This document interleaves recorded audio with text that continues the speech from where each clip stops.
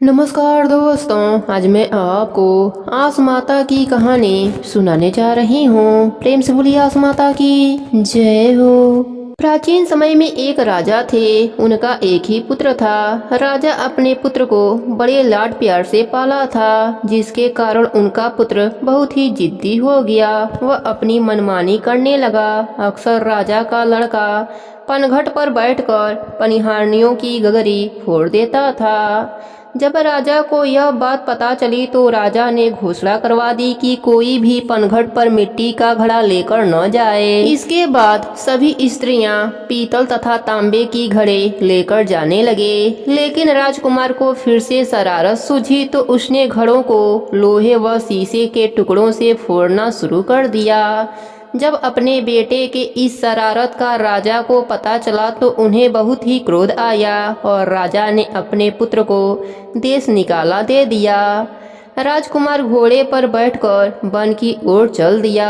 रास्ते में उसको 4 बूढ़ी औरतें मिलीं। तभी अचानक राजकुमार का चाबुक जमीन पर गिर गया। राजकुमार ने घोड़े से उतरकर चाबुक उठाया तो उन चारों बूढ़ी औरतों को लगा कि यह बालक हमें प्रणाम कर रहा है। राजकुमार के नजदीक जाकर यह बात उन चारों औरतों ने उससे पूछी। तब राजकुमार ने कहा कि उसने चौथी माई को प्रणाम किया है। चौथी माई ही आस माई थीं। वह चौथी माई यह सुनकर बहुत ही खुश हो गईं। आस माई उस राजकुमार को 4 कौड़ियाँ देती हैं और ढेर सारा आशीर्वाद भी देती हैं और राजकुमार से कहती हैं कि जब तक यह 4 कौड़ियाँ तुम्हारे पास रहेगा तुम्हें कोई भी हरा नहीं पाएगा। सभी कामों में तुम्हें सफलता मिलेगी। आस माई देवी का आशीर्वाद पाकर राजकुमार आगे बढ़ जाता है। आगे चलते चलते दूसरे देश के राजधानी पहुंच जाता है। उस देश का राजा जुआ खेलने में निपुण था, लेकिन राजकुमार से जुए में हार जाता है।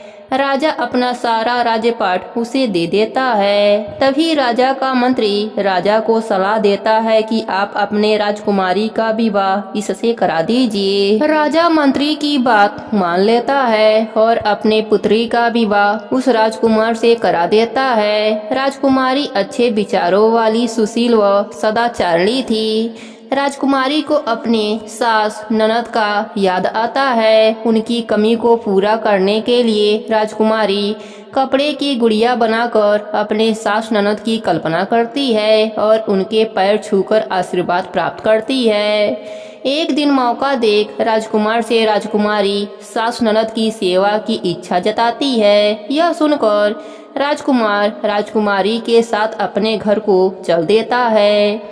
राजकुमार अपने माता पिता के पास पहुंचकर देखता है कि उसके वियोग में लगातार रोते रोते उसके माता पिता अंधे हो गए हैं। अपने पुत्र के वापस लौटने का समाचार पाकर राजा रानी बहुत खुश होते हैं। फिर महल में पहुंचकर राजकुमारी अपने सास ससुर का आशीर्वाद लेती है। सास के आशीर्वाद से कुछ ही दिनों में राजकुमारी एक पुत्र को जन्म देती है। आसमाई की कृपा से राजा रानी की आंखों की रोशनी लौट आती है और उनकी सभी कष्ट दूर हो जाते हैं। हे आसमाई, जैसे आपने राजकुमार पर अपनी कृपा करी वैसे ही अपने सभी भक्तों पर अपनी कृपा बनाए रखना। कहानी अधूरी हो तो पूरी करना, पूरी हो तो मान रखना, सबके आस को पूर्ण करना। प्रेम से बोलिए आसमाई की जय हो। आसमाई की दूसरी कहानी के अनुसार एक बार एक असलिया बवलिया नाम का आदमी था। वह जुआ खेलने का बहुत शौकीन था। वह जुए में चाहे हारे या जीते ब्राह्मणों को भोजन अवश्य ही करवाता था।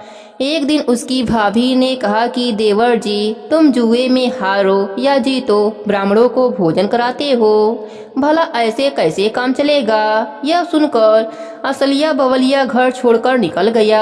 घर से निकलने के बाद वह घूमता हुआ एक शहर में पहुंचा और आस माता का नाम लेकर एक स्थान पर बैठ गया। उसके शहर में पहुंचने की खबर चारों तरफ फैल गई कि एक बहुत ही अच्छा जुआ खेलने वाला आदमी शहर में आया हुआ है। जब यह समाचार राजा ने सुना तो उसने असलिया बवलिया को जुआ खेलने के लिए बुलाया। तब राजा जुए में अपना सारा राजपाट हार गया और बवलिया उस शहर का राजा बन गया। दूसरी ओर असलिया बवलिया के घर पर खाने के लाले पड़ गए और उसका सारा परिवार उसे ढूंढने के लिए निकल पड़ा और ढूंढते ढूंढते उसी शहर में पहुंच गए। शहर में पहुंचकर जब उन्हें यह मालूम हुआ कि एक जुआड़ी राजा को जुए के खेल में हराकर स्वयं राजा बन बैठा है, तब वह सब उसे देखने के लिए राजमहल पहुँचे। तब राजा को देखकर बवलिया की माँ के आंखों में आंसू आ गए और वह कहने लगे कि बवलिया नाम का मेरा भी एक बेटा जुआ खेलता था, इसलिए मैंने उसे घर से निकाल दिया। भगवान जाने अब वह कहाँ होगा। इतना सुनते ही वह राजा बोल उठा, माँ मैं तुम्हारा ही बेटा हूँ, मुझे यह सब आस माता की कृपा से प्राप्त हुई है। तुम्हारी करनी तुम्हारे साथ और मेरी करनी मेरे साथ। तब उसकी माँ ने कहा, तुम अब मेरे साथ अपने घर चलो, मैं आस माता का उद्यापन करना चाहती हूँ। तब पूरे परिवार ने अपने घर जाकर आस माता का उद्यापन किया और असलिया बवलिया सुखपूर्वक राज्य करने लगा। हे आस माता, जैसे आपने असलिया बवलिया को राजपाट दिया वैसा ही सुख सबको देना, सब पर अपनी कृपा बनाए रखना। कहानी अधूरी हो तो पूरी करना, पूरी हो तो मान रखना, सबके आस को पूर्ण करना। प्रेम से बोलिए आस माता की जय हो।